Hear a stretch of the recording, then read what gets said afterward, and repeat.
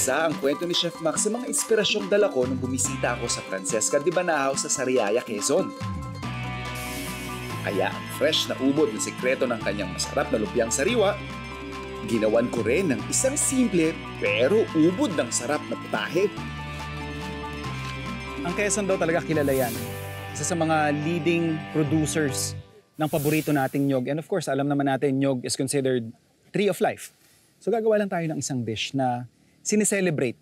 Halos lahat parte ng ating paboritong puno, yung nyog. Gagawa tayo ng ginisang ubod.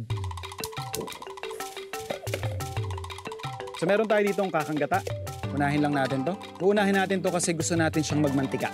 So para tayong maglalatik, maglalabas yung kanyang mantika, siyang gagamitin nating panggisa. And ito yung isa sa mga parte ng nyog na kahit natumba na yung puno, yung parang doon sa pinaka-base niya, makukuha natin yung isa sa mga madalas nating gamitin, yung kanyang ubod. Kung isipin nyo parang labong yung itsura niya, pero compared sa labong, wala ito yung mapakla or mapait na lasa. So titrim lang natin yung labas. And then kakat lang natin into julienne or strips.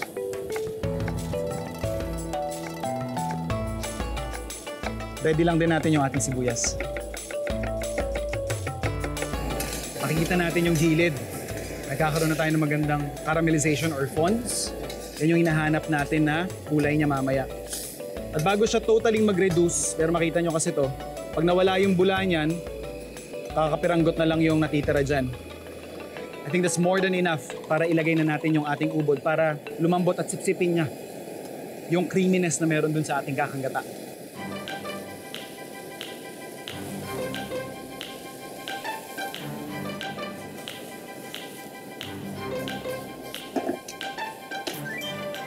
Mapapansin nyo rin, medyo matataba at malalaki yung slice natin dun sa ubod.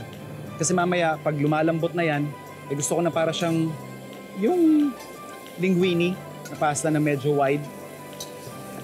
Magiging itsura niya. Siyempre, kung anong trip ninyong hiwa, perfectly fine.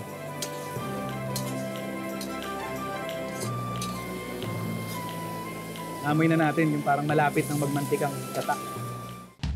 Para sa ating ginisang ubod, napagmantika na natin ang ating kakanggata at naihalo na natin ang ating sariwang ubod ng nyog para palambutin. Pwedeng-pwede na nating ihalo ang iba pang mga ingredients na mas magpapasarap ng ating ginisang ubod. Halos magre-reduce na yan and then magkakatas na yan. Lalabas na yung mantika niyan. And perfect time para ilagay yung ating sibuyas.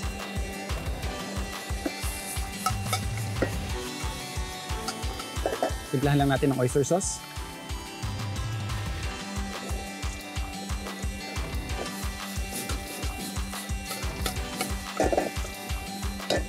Lalagay din tayo ng ating buko. And some carrots. Baguio beans. And yung magbibigay pa ng kakaiba at masarap na lasa dun sa ating gisado, tinapa flakes.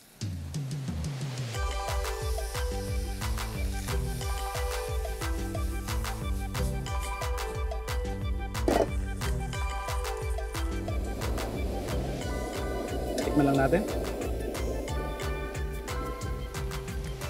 Perfect texture, saktong-sakto yung timpla. Winner, pwede time serve.